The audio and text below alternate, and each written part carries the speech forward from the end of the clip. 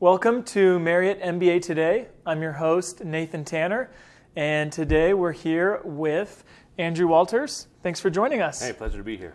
We're looking forward to discussing Andrew's internship at Honeywell this past summer. So to kick things off, how did you get your internship? That's a great question.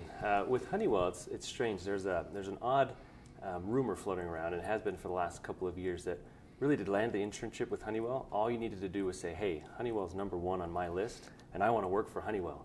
But that's unfortunately not the case. It's a little bit more difficult than that to land an internship with Honeywell.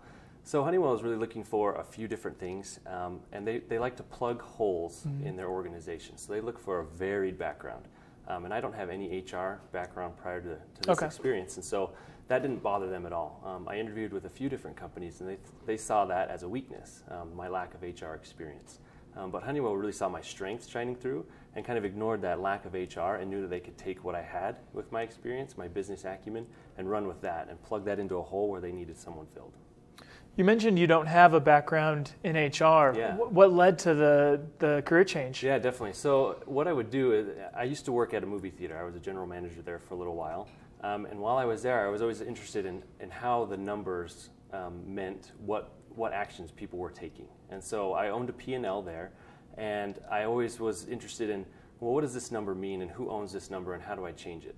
And so I was always really interested in how to get people motivated and how to put them in the right spots to get those numbers to change and go up or go down depending on what they were.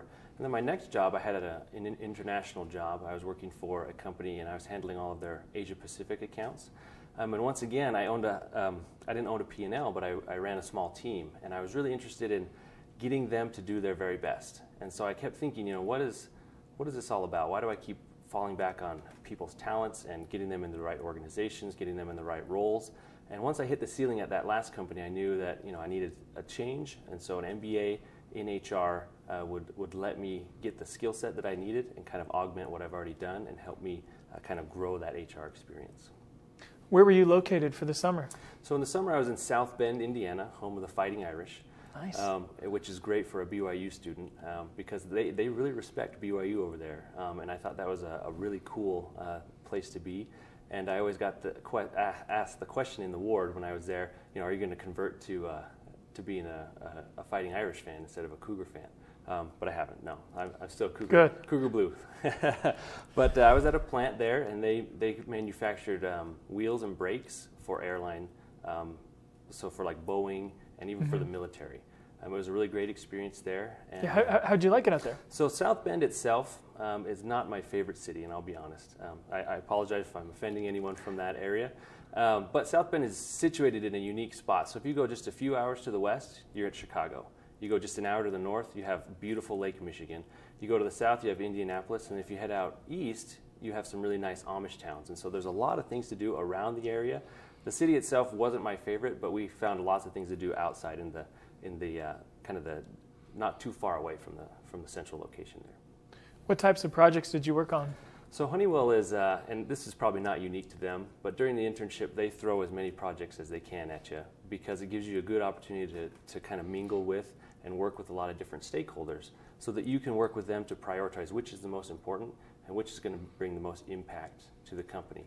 And so while I was there, I was lucky to see a change in the union leadership of the plant. So I was able to work with the new union bosses and the new union presidency and kind of redefined our situation. Like, well, here's what happened in the past. Let's forget about that. Let's step forward into the future. And we kind of created this plan with the union to work together better and kind of increase Honeywell's reputation with the staff on the floor. And that was a really fun project to work on. And another one that I had was with compensation and benefits, and that was on a global scale. And so like I mentioned before, I have a little experience in the Asia region.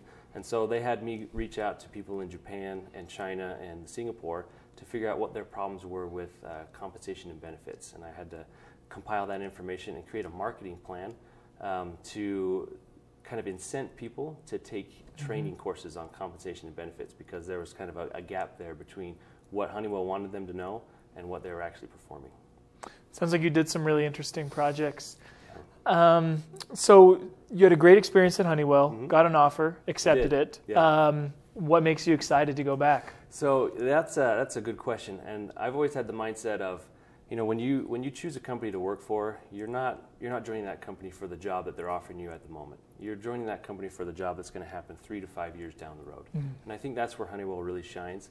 To be honest, their starting salary is a little bit less than average for BYU MBAs, but their pay for performance scale is really great, and they have extremely high growth. And so what happens is you find yourself in a lot of different roles really quickly and with a lot of different responsibilities really in a kind of a fast-paced environment. So you're learning a lot and you're growing really fast, and the expectation of you to perform is always there. There's never a time when you're going to say, oh man, I'm bored with what Honeywell has to offer. There's always something new around the corner, and that's what really excited me about them.